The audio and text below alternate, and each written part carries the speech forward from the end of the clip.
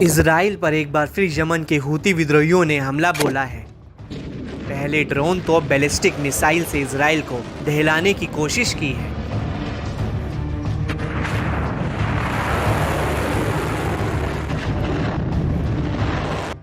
बीते शनिवार 14 सितंबर को यमन के हूतियों ने इजराइल और उसके सहयोगी देशों के खिलाफ फरमान जारी किया था, जिसमें कहा था कि दुश्मनों ने समुद्र में हार का स्वाद चखा है।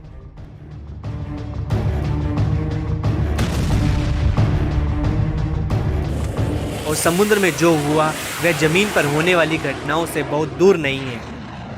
इस चेतावनी के 24 घंटे के भीतर ही यानी 15 सितंबर को दावा है कि यमन के हूतियों ने इजराइल पर एक बड़ा हवाई हमला कर माहौल को गर्मा दिया है।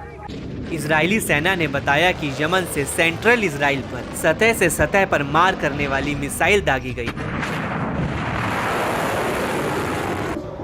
इससे राजधानी तेल अवीव और पूरे सेंट्रल इजराइल में हवाई हमले के सायरन बजने लगे, जिससे एक बार फिर इजरायलियों में दहशत देखी गई और उन्हें जान बचाने के लिए बॉम्ब शेल्टर्स की ओर भागना पड़ा।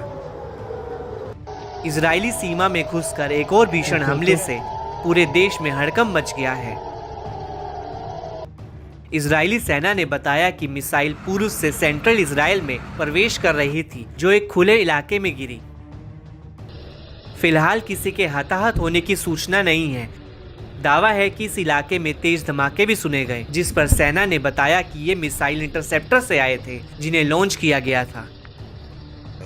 बता दें कि इससे पहले जुलाई महीने में यमन के हूतियों ने तेल अवीव पर एक लंबी दूरी का ड्रोन दागा था। इसमें एक शख्स की जान चली गई थी, जबकि 4 अन्य लोग घायल हो गए थे। इसके बाद इजराइल ने यमन के होदैदा बंदरगाह के पास हूतियों के सैन्य ठिकाने पर बड़ा हवाई हमला किया था, जिसमें कम से कम 3 लोग मारे गए और 87 लोग घायल हुए।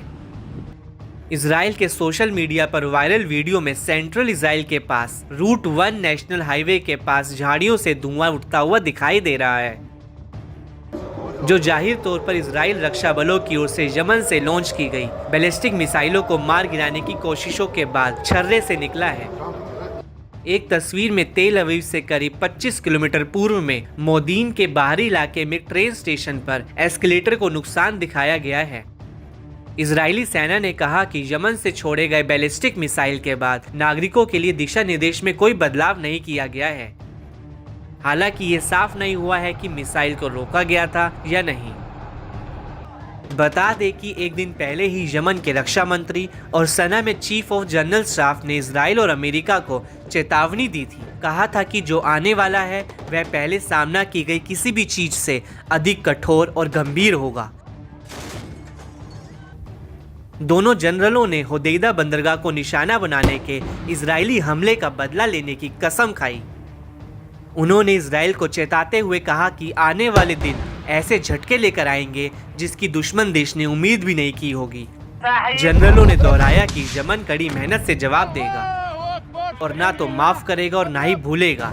दुश्मन देश को उस दिन का पछतावा होगा जब उसने उस पर हमला किया था।